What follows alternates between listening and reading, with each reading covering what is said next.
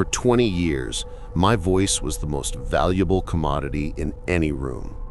With it, I could build empires and dismantle lives. I was a weapon forged in the crucible of corporate law, a man who understood the truth was an inconvenience and language was simply a tool for shaping reality to my will. At 42, I had it all. The penthouse overlooking a city that felt like it belonged to me, a portfolio that was the envy of men twice my age, and a reputation for a ruthlessness so profound it was almost considered an art form. I was a winner. The world was a zero-sum game, and my primary function was to ensure the other guy's score was always zero. A week before my world ended, I remember standing in a boardroom, the air thick with the smell of fear and expensive cologne. On the other side of the polished mahogany table sat Samuel Getter, my partner of 15 years, a good man who had the unfortunate flaw of possessing a conscience. He was objecting to the terms of a hostile takeover, speaking of loyalty to the employees we were about to render obsolete. I let him finish. Then I calmly, methodically used the personal secrets he had confided in me over years of supposed friendship to utterly destroy him. I painted him as unstable, an emotional liability, a man whose personal failings were a threat to the entire firm. I used his words, his fears, his deepest insecurities against him until he was silent, white-faced, and broken. I didn't raise my voice. I didn't have to. The words did the work, each one a perfectly aimed scalpel. That was power. That was winning. That evening I went home to Elise. She met me at the door, her face etched with a familiar, weary concern. She'd heard what happened to Samuel. "Paul, you can't keep doing this," she'd pleaded. "You're burning every bridge you've ever built." I remember looking at her, at this beautiful, compassionate woman who still held on to the naive belief that kindness was a currency, and I felt nothing but a profound sense of contempt. I told her the weak build bridges, the strong decide who gets to cross. She didn't say another word. The next day, her things were gone. On the nightstand, she'd left a single, tear-stained note. "I promise you will end up alone." I read it, crumpled it up, and tossed it in the trash. It was just another liability, neatly excised. The deal I closed that Friday, the one that finalized Samuel's ruin and netted me a fortune, was particularly vicious. It was a masterpiece of legal cruelty. To celebrate, I went to my favorite bar and drank the most expensive scotch they had. Alone. The world outside the bar was a blur of neon and rain. The scotch sang in my veins, a warm, arrogant hum. This was my city, my kingdom. I got into my car, the powerful engine a deep growl that resonated with the sense of absolute dominance I felt. The rules were for other people. The speed limits, the stop signs, the sobriety checkpoints, they were a quaint set of suggestions for the timid masses I spent my life outsmarting. My phone buzzed in the console. It was Elise. I saw her name on the screen and felt a surge of nothing. Annoyance, maybe. A loose end I had failed to tie off completely. I ignored the call. I pressed harder on the accelerator, the city lights streaking into lines of pure color through the rain-slicked windshield. I wasn't just driving, I was asserting my dominance over the road, over the lesser people in their lesser cars.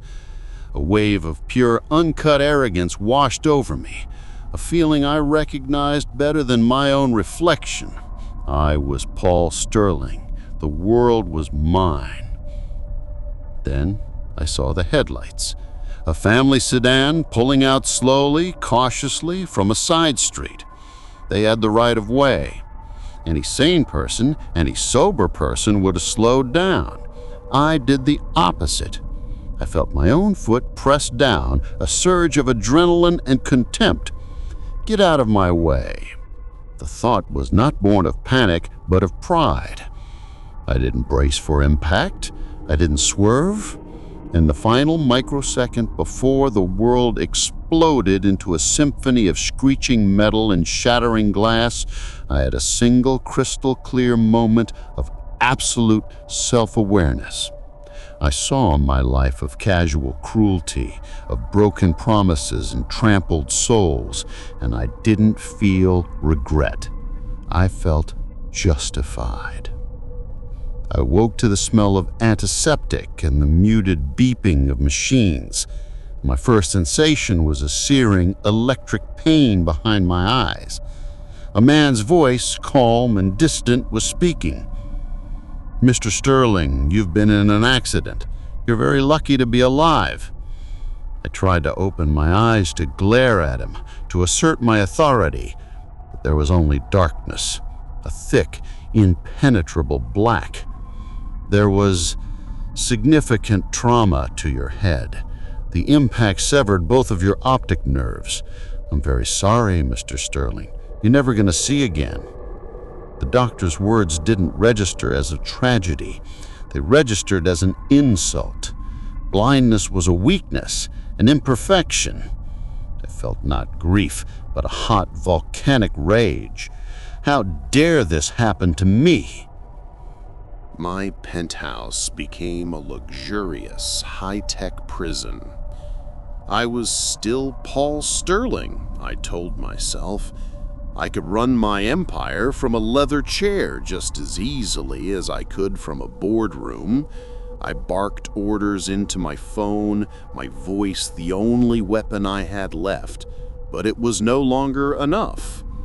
I couldn't read the fear in a subordinate's eyes, or the weakness in an opponent's posture.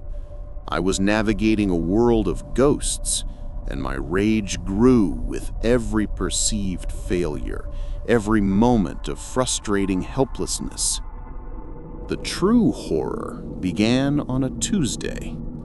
My assistant was reading the final points of a new acquisition contract. As she spoke the word contract, the world dissolved. The sterile quiet of my apartment was replaced by the chaotic noise of a crowded coffee shop. I felt a surge of humiliation so profound it buckled my knees. I felt the hot sting of tears welling in my eyes. Through a haze of someone else's vision, I saw my own face, smiling a cold, predatory smile from across a small table.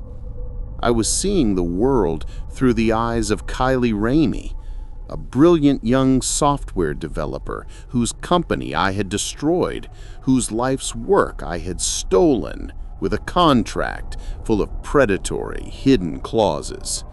I was feeling her despair, her helpless fury, her life shattering around her. Then, just as suddenly, I was back in my apartment, gasping for air, the scent of her cheap, burnt coffee still in my nostrils. I dismissed it as a hallucination, a side effect of the trauma and the pain medication. I called my doctor, demanded new tests, convinced it was a neurological glitch that could be fixed. But a few days later, it happened again. A lawyer on the phone used the word promise, and I was no longer in my apartment. I was in my old bedroom, seeing through Elisa's tear-filled eyes as she looked at my side of the bed, the cold, empty space where I should have been. I felt the crushing weight of her loneliness, the agony of a promise I had broken without a second thought. I started to understand. It wasn't random. It wasn't medication. It was the words. The very tools I had used to build my life were now the keys to my own personal hell. Every trigger word plunged me into the consciousness of my victims, forcing me to experience the precise emotional devastation I had inflicted. This wasn't a glitch. It was a punishment, a sentence, and I The master of language was now its terrified, unwilling slave. Silence became my sanctuary and my prison. I understood that language itself was the enemy. Every word spoken was a loaded gun, and I could never know which one held the bullet. I retreated into a world of texture and ambient sound. The hum of the refrigerator, the feel of cool granite beneath my fingertips, these were the only things I could trust. I canceled my phone plan. I existed in a fortress of quiet, but it was a siege and I was running out of supplies. You can't shut out the world forever. The arrogance was the last thing to die. For weeks I told myself I could beat it, but there was no logic, no pattern. It was the chaos of a guilty conscience armed with a perfect memory. Finally, broken and desperate, I did the one thing my former self would have found utterly contemptible. I admitted I needed help. I've found a new therapist, Dr. Reed. Her office was the epitome of clinical tranquility. We spent 3 sessions in relative silence, but on the 4th section, the peace was shattered. She began gently. Paul, let's start with your work.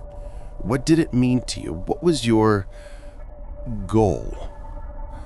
Goal. The word landed like a stone. The air grew cold. I was 12, in my father's study, boasting about a debate I had won through cruelty. I saw his face, the disappointment of physical weight. Is this who you want to be, Paul? A man who wins by making others lose? I felt my own childish heart harden, making a conscious choice to value winning above anything else.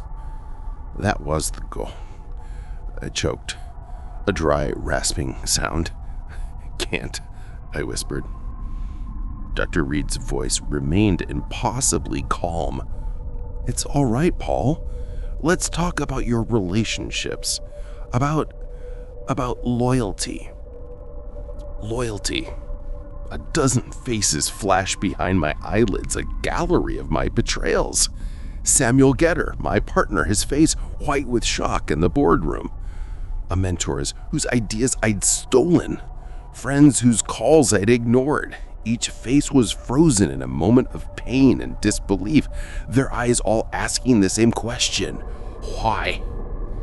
The word wasn't a concept, it was a debt, and the ghosts of my creditors were here to collect.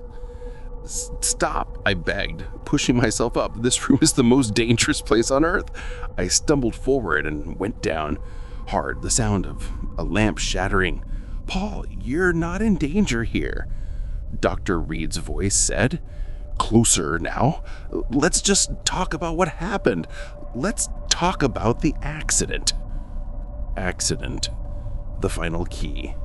The master word. The world of scent and sound vanished. I was in my car. It was night. It was raining. I could feel the slick leather of the steering wheel, taste the expensive scotch. My phone buzzed. Elise. I ignored it. I pressed harder on the accelerator. I was Paul Sterling. I was a winner. The rules were for other people. Then the headlights. The family sedan. I felt my own foot pressed down. A surge of adrenaline and contempt. Get out of my way. In the final microsecond before the world exploded into a symphony of screeching metal and shattering glass, I had a single crystal clear moment of absolute self-awareness. I saw my life of casual cruelty, of broken promises and trampled souls, and I didn't feel regret. I felt justified. The crash wasn't a tragedy. It wasn't an accident. It was the bill arriving at the end of a long and decadent meal that I had forced everyone else to pay for. It was the perfect, logical, and inevitable conclusion to the man I had chosen to be. I was on the floor of Dr. Reed's office, but I was also in the twisted metal, feeling the horrified crunch of bone and the searing pain of my own blinding. I screamed. It was not a scream of fear or of pain, but of raw, undiluted confession. A sound torn from the deepest, most rotten part of my soul, an admission of every sin unleashed into the quiet, sterile air of that room. I screamed until my throat was raw, until there was nothing left inside me but the hollow, echoing truth of my own monstrosity. The villain was me. It had always been me. That was 6 months ago. The screaming has stopped. My life is quiet now. I still live in the apartment, this monument to a man who no longer exists. Dr. Reed still comes to see me, though our sessions are different. We talk. We use words, and sometimes the visions still come. When she says the word contract, I see Kylie Ramey's face. But now I don't just feel her pain, I feel my own shame. I see the hopeful young woman and the predator who destroyed her. And for the first time, I can finally see the difference between them. I don't fight the vision, I bear witness to it. When I hear the word promise, Elise's tear-streaked face appears in the darkness, and I no longer flinch away. I stay with her in that memory, and I whisper, the apology I was too proud and too cruel to give her back then. The ghosts are still here. Samuel Getter, my father, all of them. They are the permanent inhabitants of my sightless world. They are not my torturers anymore. They are my jurors. My horror was never about the dark. It was about being forced to see myself with no filters, no excuses, no lies. It was about being the sole captive audience to the perfect, vivid replay of my own life, and finally understanding the story from every other character's point of view. I thought my punishment was blindness, but it wasn't. The punishment was clarity. The horror was seeing. And now, in the endless, silent dark of the courtroom I have built for myself, I have finally begun to serve my sentence. I see the things I was forced to see, and for the first time in my life, I am not looking away.